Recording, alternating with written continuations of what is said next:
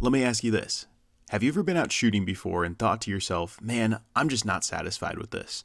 Is there any archery gear that's going to actually make me a better shooter? Of course there is. All you're going to need is a premium sight, premium rest, premium stabilizers, a flagship bow with some great arrows, a premium release, and you're good to go.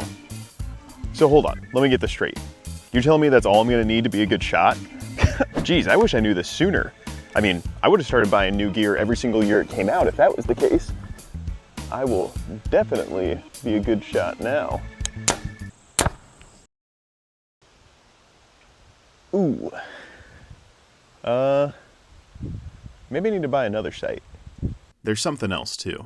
You see, a lot of times people look at a bow like this and think, man, this is gonna make me shoot good. But in all reality, that's just not true. Because if you look at bows over the last decade or so, performance has really kind of plateaued across the board as far as new bows go. Even then, performance is just kind of subjective, because what is performance to you? Do you want a fast bow? Then go ahead and buy a PSE full throttle from 2014. Do you want a smooth bow? Because then go ahead and buy a Matthews Reason from 2009, and that thing's smoother than any bow that releases nowadays. Are you an absolute psychopath who likes way too many strings and cables on their bow? Then go ahead and look at the Logic from 2019 that Prime released. The point is that really bows in the last 10 years have been all so good that the only thing that they're better at nowadays is telling you how good they are year after year. Now, okay, yes, the tuning systems have gotten a lot better on bows recently. You have me there 100%, because really that was the thing that was missing for the longest time, was being able to tune your bow on the fly. But other than that, really, I mean, be honest with me. If you took today's bows and the percentage that changes, on the total bow year after year, and put that same percentage change into a bow company, let's say between 2005 to 2015, do you really think that year after year change would have kept up with how much bows were changing back then and innovating for the better? And none of this is to hate on people who buy new bows. I mean, I obviously buy new bows. I'm a complete sellout for them.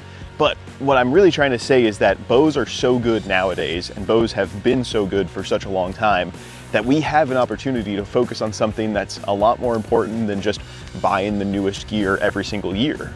And that is practice. I can't say it enough.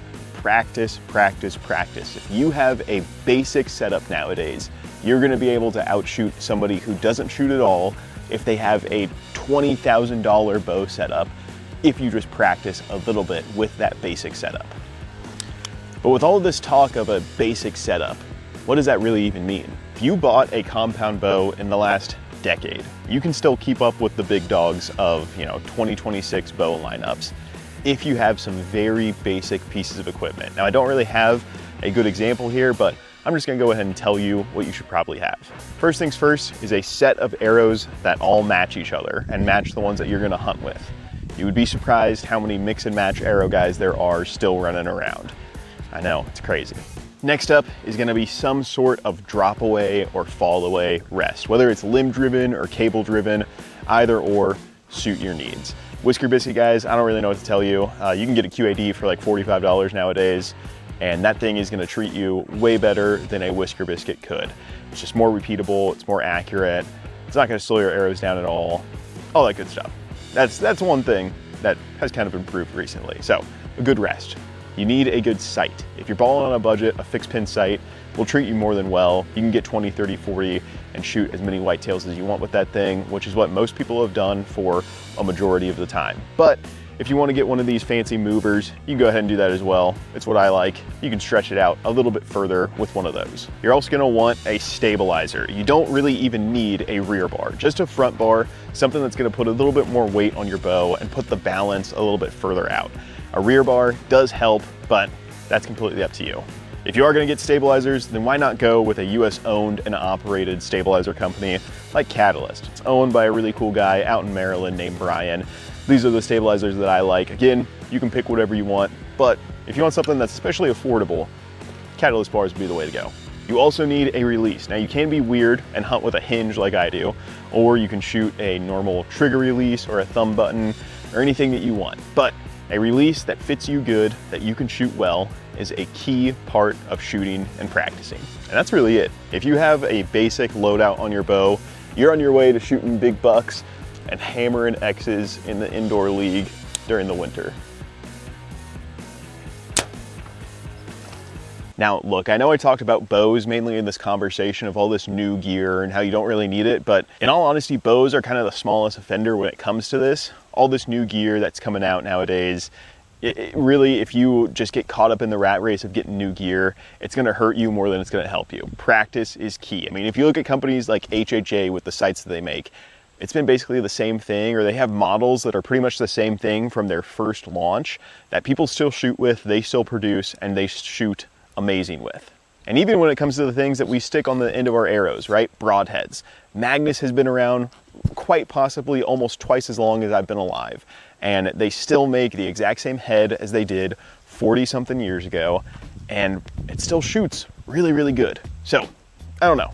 That's just me. And believe me, I want my opinion on this to change. I want a bow company to come along and release a absolutely killer setup, an absolutely killer bow that absolutely changes the game and innovates.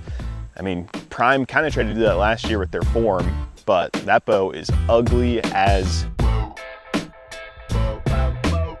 How's it going, guys? It was a little bit faster paced video than normal today. Most of the time I just turn the camera on and like to yap, but I figured I would try to do it a little bit more directed today. So if you guys enjoyed the video, let me know down below. If you didn't, let me know down below as well. But if you did enjoy the video, I have plenty more like this on the channel. So go ahead, like this video, check out the other videos, subscribe to the channel for more, I don't know, all that good YouTube stuff. But most importantly, whether you like the video or not, have an absolutely blessed day.